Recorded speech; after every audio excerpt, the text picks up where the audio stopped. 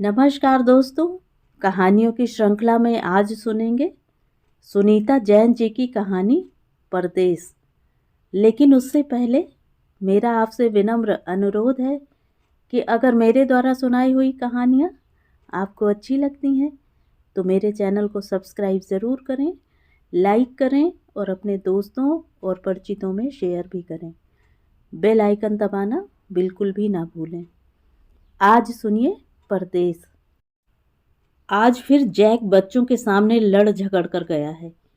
Meme का जी है कि एक भारी पत्थर उसकी जाती कार पर दे मारे। बच्चे सब सीधे बने अपने अपने कमरों में दुबके हैं। मिम बैठी है। न्यूयॉर्क स्टेट में तलाक इतनी कठिनाई से मिलता है, अन्यथा जल्दी ही उसका पीछा छूट गया होता। तलाक जब तक मिलता नहीं, वह यूं ही आकर हर शनिवार बच्चों को मिलने के बहाने उसे सालता रहेगा। पुरुष का आहत दर्प है, वह कैसे सह लेगा पत्नी को बच्चों का अधिकार मिलना और कानूनन प्रति माह $300 बच्चों के खर्च के निमित्त मिम को देना।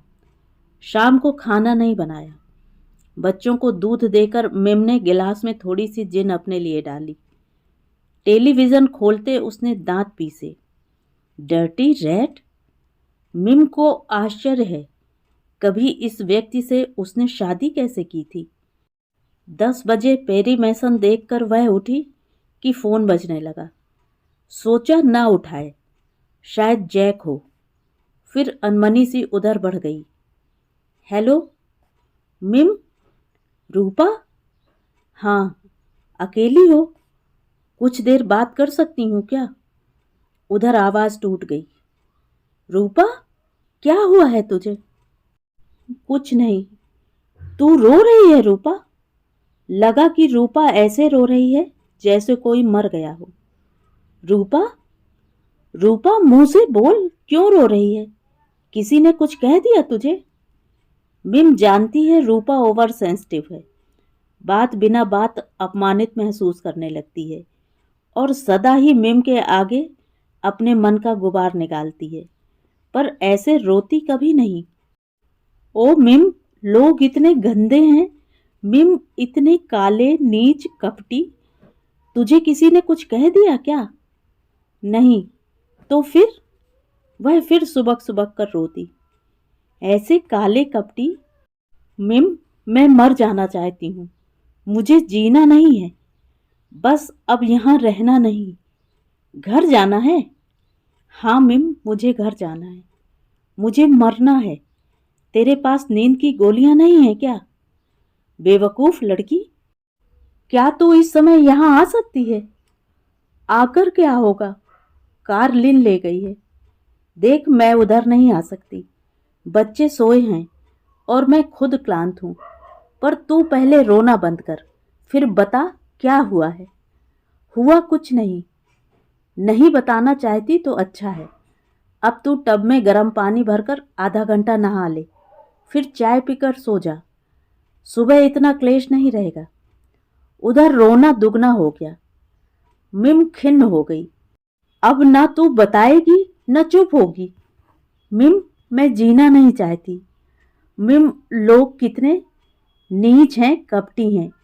अरे तो नई बात है क्या? और तेरे मरने से क्या सब सुधर जाएंगे? मैं बताऊं, तू गधी है। तू सोचती है सबने तेरा उधार खाया है कि तू भली है तो सब भले क्यों नहीं हैं। मेरी सुन, न सब भले हैं न होंगे, और तुझे मरना नहीं है। कोई एक लात मारे, तू 2 लात मार। मरती क्यों है? लिन से तेरा झगड़ा हुआ है? नहीं तो फिर? किसी से नहीं। तू रोना क्यों बंद नहीं करती है? देख, इधर तू बहुत पढ़ रही थी। शायद तू ज़रूरत से ज़्यादा काम करती है, और अगर तेरा मन ठीक नहीं तो तू किसी की सहायता ले। मैं तो तेरी सहायता कर नहीं सकती। मिम, पर मैं जीऊँ कैसे? तू कहती है चुप हो जा। मेरे बस का तो नहीं है ना। मेरे अंदर इस समय गांठें ही गांठें पड़ गई हैं और दम घुट रहा है। कहा तो गर्म पानी से नहा ले, लंबी सांस ले, खुली हवा में कोई किताब पढ़ना शुरू कर दे। जानती हूँ कहना आसान है, करना कठिन, पर निदान क्या है? सुबह तू किसी डॉक्टर से मिल। डॉक्टर से? हाँ, तेरा मन अस्वस्थ है, तुझे सहायता चाहिए उसकी, जो दे सके। मैं वह दे नहीं सकती। उसके लिए तुझे किसी योग्य डॉक्टर के पास जाना होगा। पर डॉक्टर क्या करेगा? करेगा क्या? शरीर बीमार हो दवा देगा, मन बीमार हो तो वैसा उपाय करेगा। देख, मैं एक बड़े अच्छे मनोचिकित्सक को जानती हूँ। नहीं, नहीं, मैं ठीक हूँ मिम, मुझे कुछ नहीं हुआ है। सब इतने घिनौने हैं कि जीने का साहस नहीं रहा। इतनी गंदगी कैसे झेली जाएगी मिम? अच्छा, अब तू जाकर नहा और सो जा, सुबह मैं आऊंगी। 11 बजे मिम ने फोन किया। क्या कर रही थी? बैठी थी यहीं। नहाई नहीं, सोई नहीं? कैसे सोना होगा, मुझसे हिला नहीं जाता। तुमने इतनी रात क्यों तकलीफ की?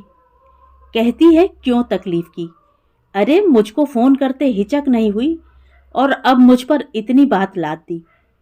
चिंतित किया, लेकिन कहना जरा नहीं माना। देख, जिसे कष्ट देते हैं उसकी बात मानते हैं, अन्यथा तुझे कोई अधिकार नहीं था कि मुझे दुविधा में डाले। मिम बेहद गुस्सा हो आई थी। अब सुन, सुबह मैं नहीं आ सकती, मुझे बहुत काम है और मैं तेरी सहायता भी नहीं कर सकती। मैंने अपने डॉक्टर को फ़ोन किया था, यह उसका नंबर है, HR 44422। डॉक्टर ग्रांट, सुबह तू उससे समय ले ले। पर मिम, मैं डॉक्टर को कहूँगी क्या? यह मैं नहीं जानती। मैं इतना जानती हूँ कि तू दुखी है और तुझे डॉक्टर की सहायता चाहिए। अब तू वायदा कर कि एक बार उसके पास जाएगी। महंगा नहीं होगा? होगा तो तेरा शरीर कोई मूल्य नहीं रखता। वैसे यह डॉक्टर ज़्यादा महंगा नहीं है, विशेषकर विद्यार्थियों के लिए है, यूनिवर्सिटी की ओर से। बेहद भला आदमी है। मैं वादा नहीं करती, अभी इतना रो लेने पर मन कुछ ठीक है। शायद सुबह तक सब ठीक हो जाए, नहीं तो समय ले लेगी। हाँ, नहीं तो डॉक्टर ग्रांट से समय ले लूँगी। अच्छा, अब सो जा। मिम, शुक्रिया। सो तू बचा के रख, कहीं और काम आएगा। रूपा नहाई, रूपा ने चाय पी। रूपा ने सुनहरे शैवाल के 10-20 पन्ने पलटे और अकेले कमरे में भरी रात में रूपा छटपटा कर रोई। गिरीश का फोटो खोजकर निकाला। बेतहाशा वह हंसता चेहरा चूमा और फिर जोर से दीवार में माथा फोड़ लिया। हाल ही में बनी नई दुमंजिली इमारत की सीढ़ियां चढ़ती रूपा का मन हुआ कि अब भी लौट जाए। साइकोलॉजिकल सर्विस की तख्ती के पास आ वह क्षण भर खड़ी रही। घड़ी 9:30 बजा रही थी। 9:30 बजे डॉक्टर से उसका अपॉइंटमेंट था। ऑफिस 2 कदम भर और था। कहिए।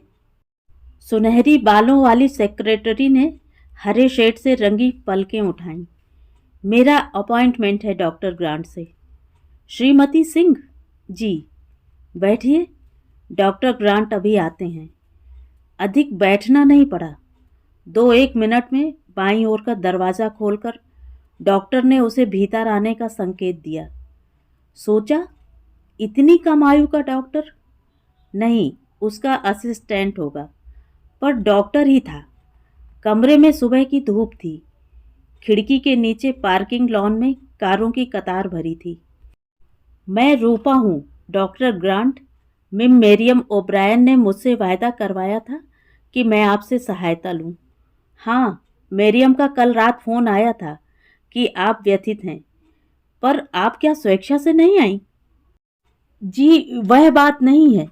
मैं पहले कभी किसी मनोचिकित्सक के पास गई नहीं और मुझे भय था कि मैं कुछ कह नहीं पाऊंगी।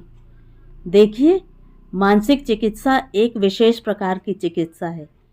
इसके लिए आप किसी प्रकार बाध्य नहीं हैं। वैसे संकोच स्वाभाविक है, पर जो आप नहीं कहना चाहें वह ना कहने को आप स्वतंत्र हैं। लगा कि टूटकर जिस आशा में वह यहाँ तक चली आई थी वह भी संभव नहीं होगा। रुंधे गले से बोली, मिम का कहना है कि मुझे सहायता की आवश्यकता है। आपका अपना भी यही मत है कि आपको आवश्यकता है? दो बड़ी बड़ी डबडबाई काली आंखें डॉक्टर के चेहरे पर जम गईं। धूप की तार में चमचमाता आंसू पहले एकाएक उभरा, फिर धार बनकर। अच्छा, आपकी आयु कितनी है? 26 वर्ष। विवाहित हैं? जी। कितने वर्ष से? 5 वर्ष। पति यहीं हैं? नहीं, वह रिवर साइड में है। मुझे बर्कले फेलोशिप मिल गया। मैं 1 साल से यहाँ हूँ। वह रिवर साइड में पढ़ाते हैं। बच्चे? जी, एक बेबी है 3 साल की। वह दादी के पास है देश में। साल भर की थी तभी हम यहाँ आ गए थे। पति से आपके संबंध कैसे हैं? जी, सुखद। सुखद कह नहीं सकती, मैं शायद उनके योग्य नहीं हूँ। यह तो कोई बात नहीं हुई। वह मुझसे घृणा करते हैं। कल आप इसी कारण दुखी थी? जी नहीं, उनका इससे कुछ संबंध नहीं है। उनकी घृणा की तो मैं आदी हूँ। तब? डॉक्टर? अच्छा, आप पढ़ती हैं? जी, सोशल वर्क में एमए कर रही हूँ। आपका विद्यार्थी जीवन संतोषप्रद है? था। डॉक्टर, पिछले कई महीनों से हमें फील्ड वर्क के लिए जाना पड़ा है। उस क्षेत्र में मेरी एक व्यक्ति से भेंट हुई। जब मेरा उस व्यक्ति से परिचय नहीं था, तब मैंने सुना था कि वह बेहद लंपट है, पर मैंने जब उन्हें जाना तब बेहद सहृदय व भद्र पाया। मैं दिन रात उन्हीं के विषय में सोचने लगी। ऐसा क्यों? वह सदा इतने नम्र रहे और मेरा इतना ख्याल रखते रहे कि साथ ही वह बहुत मेधावी भी हैं। अच्छा, वह व्यक्ति कितने वय के होंगे? लगभग 50, शायद अधिक या कम भी हों, ठीक से नहीं कह सकती। विवाहित हैं? जी, उनके 3 बच्चे हैं। आपका उनसे मिलना कहाँ होता रहा? काम के सिलसिले में उनके ऑफिस में ही। और मित्रता बढ़ी? जी। कितनी? जितनी मित्रता बढ़ सकती है। यानी आपका उनसे संबंध हुआ? पिछले सप्ताह मैं उनसे मिली। उसके बाद? नहीं। सुझाव उनकी ओर से था? मेरी ओर से नहीं था, यह कहना तो गलत होगा। जो मेरे चेहरे पर लिखा था, शायद उसी को उन्होंने शब्द दे दिए, ऐसा मान लीजिए। और यह संबंध पूरक रहा? अब तक पूरक से अनभिज्ञ थी। फिर? डॉक्टर, बीच में ईस्टर की 4 छुट्टियां पड़ी। इस बीच उनसे बात नहीं हुई, न टेलीफोन ही, पर मैं उसी सब के विषय में सोचती रही। छुट्टियों के बाद काम से ऑफिस गई। लगा कि बदले से हैं। यकीन नहीं हुआ। उम्मीद थी फोन करेंगे। वहां चुप्पी बनी रही। मैंने फोन किया। बड़े ठंडे से बोले, कल ऑफिस गई? डॉक्टर, उनकी आंखों में पहचान तक नहीं थी। मैंने सोचा मुझे धोखा हुआ। शाम को लाइब्रेरी से लौट रही थी तो मैंने देखा उनकी कार में एक अन्य महिला बैठी है। सुबह उसे ऑफिस के बाहर भी देखा था। डॉक्टर, मुझे लगा कि मेरे जिस्म में कीचड़ सनी है और दुर्गंध उठ रही है। मैं नहीं जानती कैसे घर पहुंची, पर मुझे दुख हुआ कि मैं जीवित पहुंच गई हूं। मैंने कई तरह से मरने की सोची। फिर मिम से बात हुई। अच्छा, यह बताइए कि क्या आप उनसे विवाह की आशा रखती थी? विवाह? नहीं तो। वह विवाहित हैं और मैं भी। तो केवल संबंध जारी रखना चाहती थी? कम से कम पहचान तो चाहती थी। यह नहीं चाहती थी कि एक दिन में ही अजनबी हो जाऊं। पर यह आप जानती थी कि यह संबंध स्थायी नहीं होगा। जी। फिर इतना संताप क्यों? डॉक्टर, एक विशेष समाज में पली, उसके संस्कारों से जकड़ी मान्यताओं को निभाती एक स्त्री जब उन सब मान्यताओं के विरुद्ध इतना बड़ा या इतना हेय कदम उठाती है और फिर जान जाती है कि यह जो किया वह सब किसी इतनी छोटी, इतनी गंदी, इतनी कुरूप वस्तु के लिए किया, तो मन में घिन ही घिन भर जाती है। यह गंदगी सनी सी जो लगती है, इसके साथ कैसे जीना होगा? माफ कीजिए, मैं रोना नहीं चाहती, पर मेरा बस नहीं है। कल सोचा था कि सब रोना चुक गया है, पर अभी आप जितना चाहिए रो लीजिए, उसमें क्षमा नहीं मांगिए। यह 1 घंटा आपका है। अच्छा, आपने कहा कि पति आपसे घृणा करते हैं? जी, उन्हें जब से मालूम हुआ कि विवाह से पहले मैं किसी अन्य से विवाह करना चाहती थी, उन्होंने मुझे क्षमा नहीं किया। वह घृणा कैसे प्रकट होती है? सुबह से शाम तक की दिनचर्या में, हर छोटे मोटे कार्यकलाप में, जिसमें मेरी रुचि हो वही नहीं करने देना। यह जानते हुए भी कि बेबी से मुझे अलग करना मुझे जीवित ही मार देगा, उन्होंने उसे अपनी माँ के पास छोड़ दिया। साल भर मैं बहुत रोई अपनी बच्ची के लिए, फिर यह फेलोशिप मिल गया तो यहाँ आ गई, नहीं तो जाने जीती भी कि नहीं। डॉक्टर, मुझे अपने से नफरत हो गई है। बच्ची मेरी मुझे भूल गई, ऐसा खत में लिखा रहता है। पति के पास छुट्टियों में जाती हूँ तो ताने देते हैं, वह नाराज हैं मेरे यहाँ आने से। और अब यह पतन, और वह भी अकारण। देखिए, आप अपने को व्यर्थ सालिए नहीं। 5 साल के वैवाहिक जीवन में यह पहला अवसर था कि आपने बाहर संबंध स्थापित किए। जी, सिर्फ विवाह से पहले गिरीश से प्रेम था, पर संबंध नहीं। वह शादी नहीं हो सकी।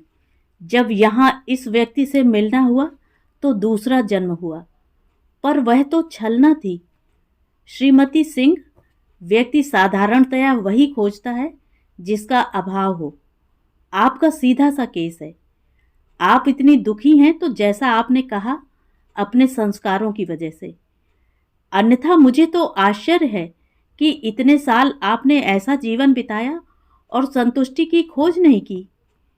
मैंने आशा की थी कि आप मुझे डांटेंगे। आप तो मेरी गलती को गलती तक नहीं कह रहे। नहीं, डांटने का प्रश्न ही नहीं। प्रश्न यहाँ यह नहीं कि व्यक्ति को क्या करना चाहिए क्या नहीं। प्रश्न यहाँ यह है कि व्यक्ति जो करता है वह क्यों करता है। आपने जो बताया उसके अनुसार आपकी किसी में रुचि थी, वह स्वप्न बीच में भंग हो गया। विवाहित जीवन में असंतुष्टि रही, मानसिक क्लेश भी। आप एक व्यक्ति से मिली जो लगा इस अभाव को दूर कर देगा। आप आकृष्ट हुई। उस व्यक्ति में आपको तृप्ति मिलती थी। उसे आपने पुनर्जन्म कहा। वह आपका आपके विवाह से पहले की स्थिति में लौट जाना हुआ। डॉक्टर, अपने को मैं शायद समझती हूँ, पर यह जो हो रहा है इसे नहीं समझती। इसे भी देखिए, आप उससे प्रेम करने लगी, पर वह विवाहित है और शायद उस व्यक्ति को छोटे मोटे अस्थायी संबंध स्थापित करने की आदत है। स्थायी संबंध के लिए न उसकी वय है, न स्थिति, न शायद भावनाओं के लायक मनः स्थिति। वह उन लोगों से संबंध स्थापित करने का आदी है जो ऐसे संबंधों के आदी हैं। अब आप भिन्न थी। आपने अस्थायी से अधिक चाहा। शायद वह व्यक्ति समझ गया कि आपको उससे वास्तव में प्रेम है और वह डर गया। डर?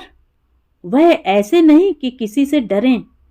श्रीमती सिंह, एक पुरुष जो भयभीत है वह सदा सुदृढ़ होने का भान देता है। यह जरूरी नहीं कि वह आपको पहले से कम पसंद करने लगा हो, पर वह अवश्य आपसे दूरी चाहता है, अपनी सुरक्षा हेतु, क्योंकि शायद उसकी इसमें कोई भावना मिश्रित नहीं है। यदि है तो वह उसे स्वीकारने की स्थिति में नहीं। अब रहा आपकी मृत्यु कामना का प्रश्न, सो मेरी राय में आप इस व्यक्ति के संपर्क में बिल्कुल ना आए। क्या ऐसा संभव है? संपर्क यथासंभव कम हो सकता है, टूटना अभी संभव नहीं। 2-1 महीने अभी काम बाकी है। ठीक है। दूसरी बात, आप इस समय बहुत टेंस हैं। वक्ष में या पेट में दर्द महसूस होता है? जी, भीतर सब ऐंठता है। आप खुलकर सांस लीजिए और अपने को व्यस्त रखिए। जब तक आप ठीक समझे, कार भी न चलाइए। वह कैसे होगा डॉक्टर? कार नहीं चलाना अपने से भागना होगा। मैं अभी अपने से भागी तो जीवन क्या जीने लायक रहेगा? बाहर धूप पर बादल आ गए थे। अगले सप्ताह आप इसी समय आइए, तब भविष्य के लिए कुछ सुझाव खोजेंगे, ताकि आपकी जो असली बीमारी है, एकाकीपन, उसे दूर किया जा सके। और अगर इससे पहले आप ज़रूरत समझें तो फ़ोन कर लीजिएगा। 1 सप्ताह में पतझड़ आ गई। पत्ते जो लाल सुनहरे हो पके से वृक्षों पर अटके थे, एकाएक झड़ गए। शाखें नंगी हैं, दिन मातमी। कमरे में आज धूप नहीं। डॉक्टर की गहरी बादामी आंखों में चमक है, पहचान है, सौहार्द है, चिंता है।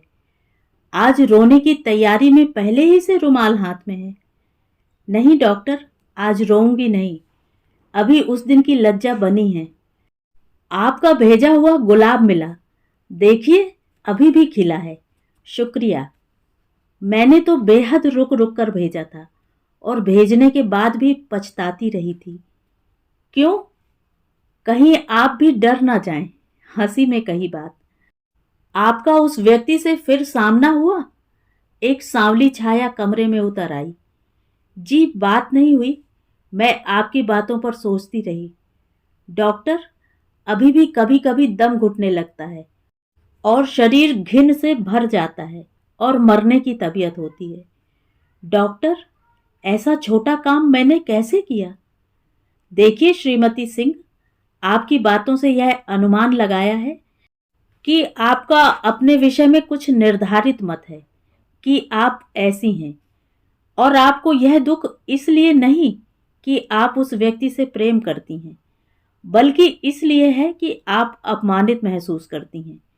और जो घटना आपके लिए इतना महत्व रखती है, वह उस व्यक्ति के लिए तो आए दिन की बात है। अच्छा यह बताइए, आपने अपने भावी जीवन के लिए क्या सोचा? आप क्या पति से तलाक चाहती हैं? नहीं, नहीं तो इस स्थिति में जिसमें पति आपसे प्रेम नहीं करते, आप रहना चाहती हैं? डॉक्टर, विवाह हमारे लिए एक ही ओर को जाने वाला रास्ता है, और फिर तलाक जो सुख की उम्मीद में लिया, तो कौन जाने वह सुख हाथ आएगा भी कि नहीं। डॉक्टर, जीवन तो ऐसे ही चलाना होगा। खैर, यह आपका निश्चय है, पर ऐसे जीवन में जो स्नेह का अभाव है, वह आप फिर कहीं खोजेंगी। वह स्वाभाविक बात है। और फिर स्थिति ऐसी ही हो सकती है। या तो आपको यह स्वीकारना होगा, या फिर कष्ट के जीवन को छोड़ सही रूप से सुख खोजना होगा। अभी आप बंधन में हैं। या तो बंधन के जीवन को सुधार संभालिए या छोड़ दीजिए। देखता हूं कि छोड़ना आप नहीं चाहती और सुधारना आपके पति के ही हाथ में है। ऐसे में बाहर से अभाव पूरा होना। नहीं डॉक्टर, नहीं। यह जो एक बार हुआ, क्या कब हुआ? अब फिर ऐसा नहीं होगा, दोबारा कभी नहीं। चलिए ठीक है। इस बीच कुछ और? विशेष कुछ नहीं, सिर्फ कार चलाते समय मैं संगीत लगा लेती हूँ। उससे ध्यान बट जाता है और तेज नहीं चलाती। और इधर आपके विषय में बहुत बार सोचा मैंने। सोचती हूँ आपकी सहायता की आदी ना हो जाऊं, या लगता है पतली रस्सी पर चल रही हूँ, कदम कदम पर संतुलन रखती। प्रायः रोगी अपने मानसिक चिकित्सक के प्रति स्नेहशील हो जाते हैं। यह भी स्वाभाविक है। मैं समझता हूँ आप स्वस्थ हैं, और संस्कार कहिए या आपकी सुबुद्धि, यह चिकित्सा आपको लाभ नहीं देगी। इस स्थिति में अगले सप्ताह के लिए अपॉइंटमेंट नहीं लीजिएगा।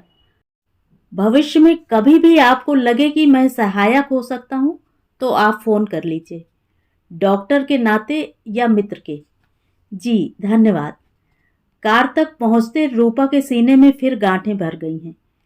चमड़े के पर्स पर स्टेयरिंग से टकराकर आंसू टपकते जा रहे हैं। अंधकार ने बाजू पसार दिए हैं। तो ये थी कहानी। कहानी आपको कैसी लगी? कमेंट करके ज़रूर बताएं।